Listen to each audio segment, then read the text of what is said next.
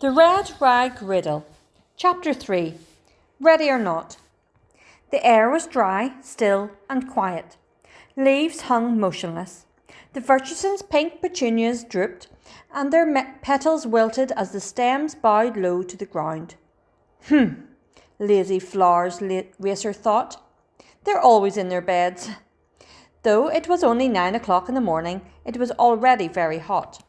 Racer lifted the bronze door knocker. Ouch! It burned his hand. He rang the doorbell instead. Ding dong! He shifted from one foot to the other and hoped he wouldn't melt before someone came to answer the door. I'll get it, AC called inside. Today he and Racer were going to figure out how to set up the lemonade stand.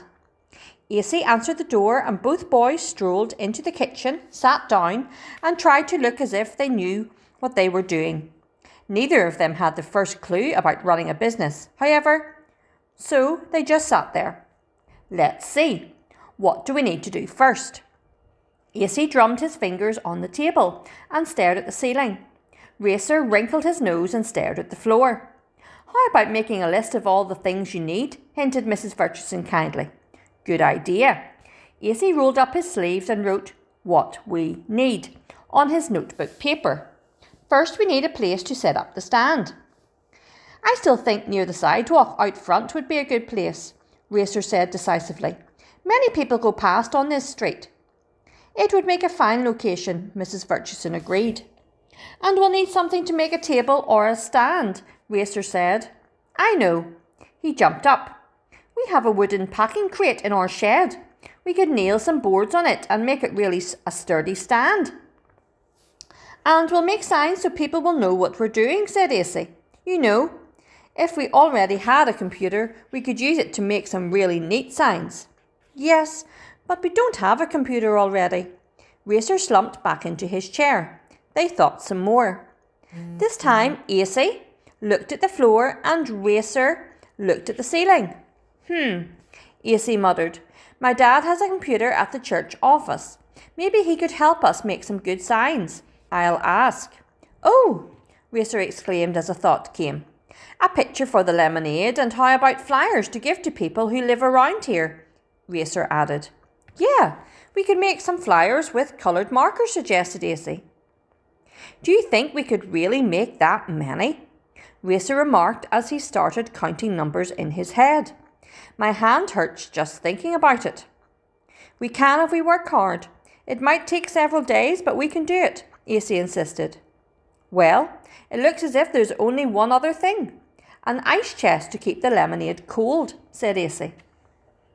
I'll ask Dad and Mum if we may use our old one, Racer said. That's all then, I suppose, remarked AC. He smiled and put down his pencil. We did it. That was easier than I thought. Mrs. Virtuson had been silent. Now she looked thoughtfully from one boy to the other. Is that all you need? She asked. She wanted to see if the boys were really thinking through every detail. They looked at each other and then back at her. Don't you think you've forgotten a few things? She pushed. They still looked blank. What about lemons, sugar, ice, cups, a money box? And how you're going to pay for the things you need. Racer's eyes got very big. He put his head down on the table. I never dreamed a lemonade stand could be so much work, AC groaned. He propped his elbows on the table and rested his chin in his hands. Mom, can we really do this? Could you help us? What if I give you the money you need to get started and you pay me back out of your profits? Would you, Mum? Of course, she nodded. You won't be sorry. We'll have the best lemonade stand in town. Now, before you get in too big a hurry, you'll need to make the flyers. Then take care of the other things. No one will stop if they don't know about the sale. We should be able to open this stand by next Monday, don't you think? Racer asked AC as they walked out of the kitchen. Yes, Monday would be the grand opening. In the next few days, both boys designed, printed and coloured their signs. Friday, Racer spent the night with AC. They had made so many flyers that Racer dreamed he was being chased in his pyjamas by an army of coloured markers as he ran wildly across long, endless sheets of white paper. Finally, morning came. Birds chirped and twittered. Lawnmowers cranked up, and the children all over town began begging for breakfast. All children except Racer and AC, that is. The boys were supposed to set up the lemonade stand early that morning, so Sandy and Christy could decorate it and tack up signs. But they were having a hard time of it. Acer rolled over and pulled his goose feather pillow over his head. He groaned. Still tired from his funny dream, he pretended it wasn't morning. Not until the noisy garbage truck squawked and signalled for trash did AC finally get up and start down the stairs. In a few minutes, Racer did follow, his nose begging his stomach along. He straggled into the kitchen in his pyjamas, his jet black hair sprouting out on all sides. He grinned. Am I still dreaming, or is breakfast ready?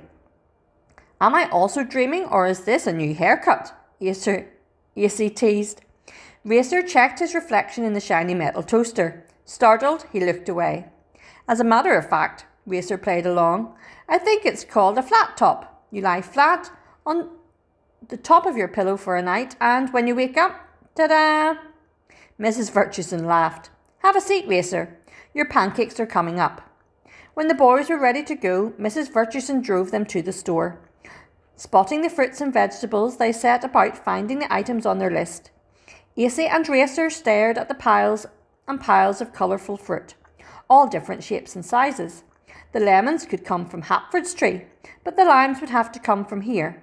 OK, how many limes does it take to make fresh squeezed limeade? AC's mouth puckered as he imagined licking the juice off his fingers. He picked up one of the best looking limes from the bottom of the pile.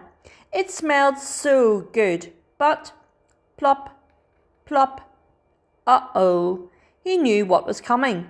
His mother reached out, but it was too late. Bump, bump, bump, bump, bump, bump, bump.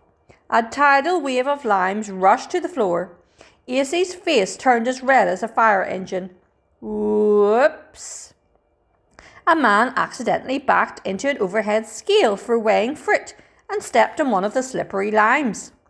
The bump knocked his glasses to the floor. The pencil behind his ear fell down beside them. He felt around and by mistake picked up the wet, sticky piece of fruit instead. Yuck, he muttered before replacing his glasses properly on his nose. His eyes met AC's. The man jumped back. He rushed off, wiping his sticky hands on the piece of red cloth. AC thought the man looked somewhat familiar. But why? From where? He isn't even carrying a basket or pushing a cart. And why does he seem frightened? AC wondered. Forgetting the stranger, Racer poked AC in the ribs. Freshly squeezed, huh? He teased.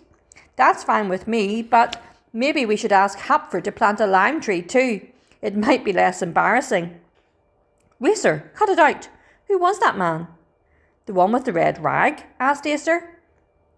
AC nodded. Beats me. I don't know. I never saw him before. Are you sure? AC pressed. Racer nodded.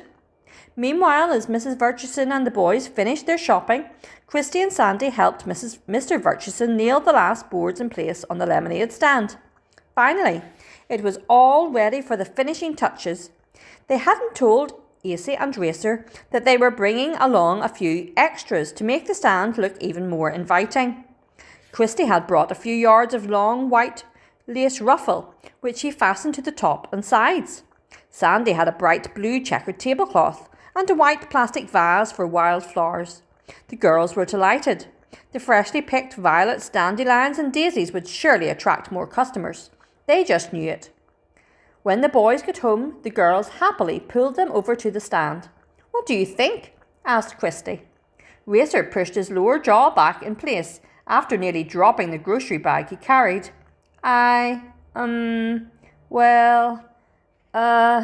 He was speechless.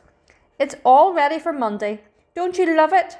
Sandy clapped her hands together, her eyes sparkling. Yeah, Racer finally said. AC was about to say something too when... Beep, beep. Oh, my mum's here, announced Christy. Sorry, we have to go. I have a piano lesson. Bye.